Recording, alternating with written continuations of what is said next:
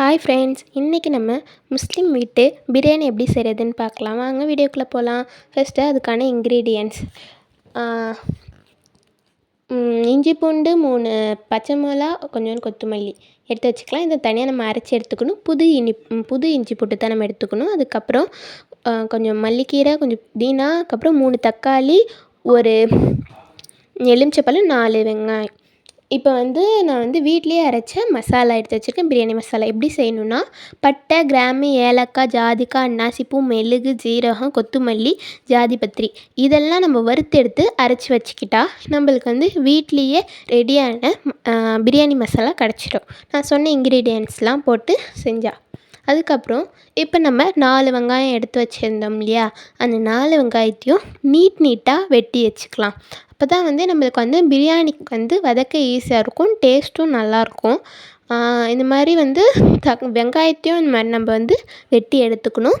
அதுக்கப்புறம் என்ன பண்ணணுன்னா, நம்ம தக்காளியும் மெலிசாக இது ரெண்டையும் நம்ம நல்லா மெலிசாக நூலாக ஆறா மாதிரி அந்த மாதிரி இதை நம்ம நல்லா வெட்டி எடுத்துக்கணுங்க. நான் பண்ணுற மாதிரி. அதுக்கப்புறம் நல்லா பிசைஞ்சு விட்டு வச்சுக்கலாம். அதுக்கப்புறம் நம்ம சொன்னிருந்த 3 தக்காளியும் இதே மாதிரி நடுவில் ஒரு குறுக்கல்ல கோடு போட்டு இதே மாதிரி மெலிசாக நம்ம தக்காளியும் வெட்டி எடுத்துக்கலாம். நம்ம 3 தக்காளி தான் எடுக்க போகிறோம். 4 வெங்காயம், 3 தக்காளி.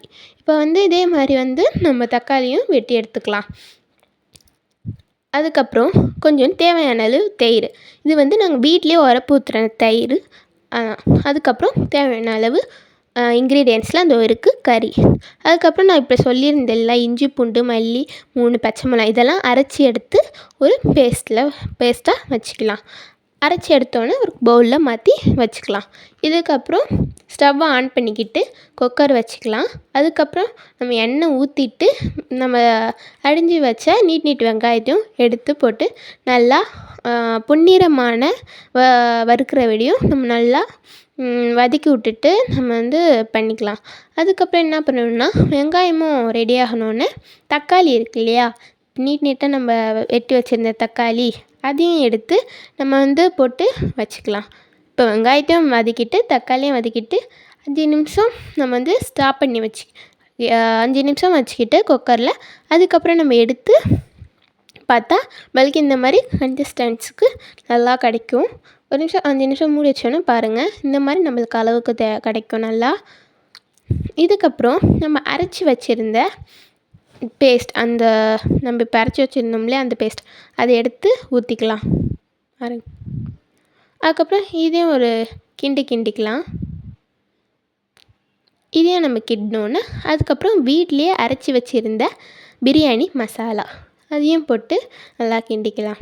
இதுக்கு நம்மளுக்கு ஒரு ஃபுட் கலரும் தேவையில்லை. இதுக்கப்புறம் நம்ம கொஞ்சோண்டு தேவையான அளவு மஞ்சத்தூள் போட்டுக்கலாம், தேவையான அளவு மிளகாத்தூள் போட்டுக்கலாம், உங்களுக்கு தேவையான அளவு. அதுக்கப்புறம் உப்பையும் ஒரு ஸ்பூன் போட்டுக்கலாம். போட்டுட்டு ஒரு கிண்டினோன்னே தயிர் ஊற்றிக்கலாம். வீட்டில் உரப்பு ஊற்றின தயிருங்க. தயிர் விட்டுட்டு நல்லா கிண்டிக்கலாம். கிண்டினோன்னே கறி எடுத்து வச்சுருக்கோம் இல்லையா, ஒரு 300 கிராம் அளவுக்கு கறி இருக்கும். கறியையும் பீஸாக இந்த மாதிரி வெட்டிட்டு பிரியாணிக்கு தேவையான மாதிரி வெட்டிட்டு இதையும் போட்டுக்கலாம். போட்டுட்டு இதையும் ஒரு கிளறி வச்சுக்கலாம். நான் போட போகிற அரிசி சீரக சம்பா அரிசி தான். உங்களுக்கு வேணும்னா நீங்கள் என்ன அரிசி வச்சுருக்கீங்களோ அந்த அரிசியிலே போட்டு நீங்கள் செஞ்சு வச்சுக்கலாம், பிரியாணி போட்டுக்கலாம். அதுக்கப்புறம் ஒரு 5 நிமிஷம் கழித்து திறந்துட்டு நல்லா ஒரு கிண்டு பாருங்கள்.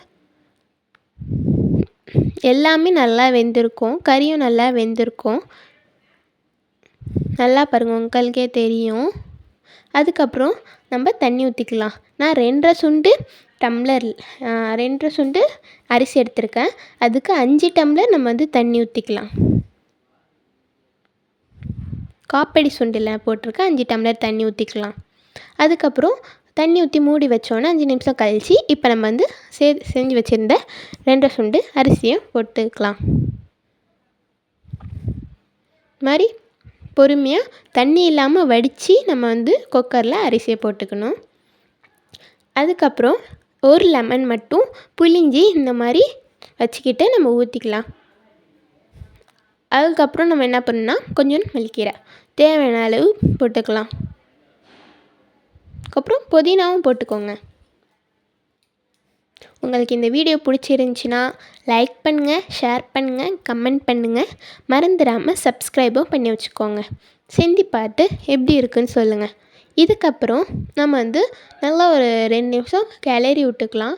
ஏன்னா எல்லாத்துக்குமே செட் ஆகிற மாதிரி. அதுக்கப்புறம் இப்போ என்ன பண்ணணுன்னா நல்லா கிண்டி விட்டோன்னே ஸ்டவ் கொஞ்சம் ஃபாஸ்ட்டாக அந்த மீடியம் ஃப்ளேமில் வச்சுட்டு மூடிக்கலாம். மூடிட்டு 5 நிமிஷம் கழித்து திறந்து பாருங்கள். இந்த மாதிரி கன்சிஸ்டன்சிக்கு இருக்கும்.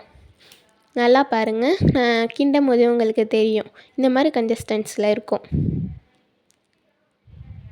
பார்த்தாலே உங்களுக்கு தெரியுது. அதுக்கப்புறம் திரும்பியும் மூடி அதே மாதிரி ஒரு 5 நிமிஷம் கழித்து திறந்து பார்த்துக்கலாம். நல்லா பெரலுது பாருங்கள், உங்களுக்கே தெரியும் பார்க்கும் போதே இந்த மாதிரி கன்சிஸ்டன்சியில் இருக்குன்னு. நம்ம இதுக்கு விசில்லாம் கிடையாது, விசில்லாம் விட வேணாம். நம்மளுக்கு டைம் பிரகாரம் நான் சொல்கிற டைம் பிரகாரம் வச்சுக்கோங்க. இதுக்கப்புறம் கரெக்டாக ஒரு 5 நிமிஷம் தாங்க. 5 நிமிஷத்துக்கு அப்புறம் கரெக்டாக திறந்து பாருங்கள். உங்களுக்கு சூப்பரான முஸ்லீம் வீட்டு பிரியாணி ரெடிங்க. பாருங்கள், உங்களுக்கே தெரியும். பொலன்னு இருக்குங்க. பொலன்னு பிரியாணி இருக்கும். செம்ம டேஸ்ட்டாக இருக்குங்க. பாருங்கள் நீங்களே, இதுக்கு ஒரு ஃபுட் கலரும் தேவையே இல்லை. பார்த்தாலே உங்களுக்கு தெரியுதுன்னு நினைக்கிறேன். உதிரியாக இருக்கும். நான் சொன்ன அளவு தண்ணியும் அரிசியும் வச்சா மட்டும் போதும். உதிரியாக இருக்கும். அப்படியே எடுத்து அழகாக ஹாட் பாக்ஸில் வச்சுக்கோங்களேன். சூடு ஆறவே ஆறாது. செம்ம டேஸ்ட்டாக இருக்குங்க. இந்த பிரியாணியை மட்டும் டேஸ்ட் பண்ணி பாருங்களேன், செஞ்சு பாருங்களேன். அல்டிமேட்டாக இருக்கும். பாருங்கள் எப்படி உதிரியாக இருக்குது. ஒரு தீசை கூட இருக்காதுங்க. தீசை இல்லாமல் சூப்பராக இருக்கும் பிரியாணி.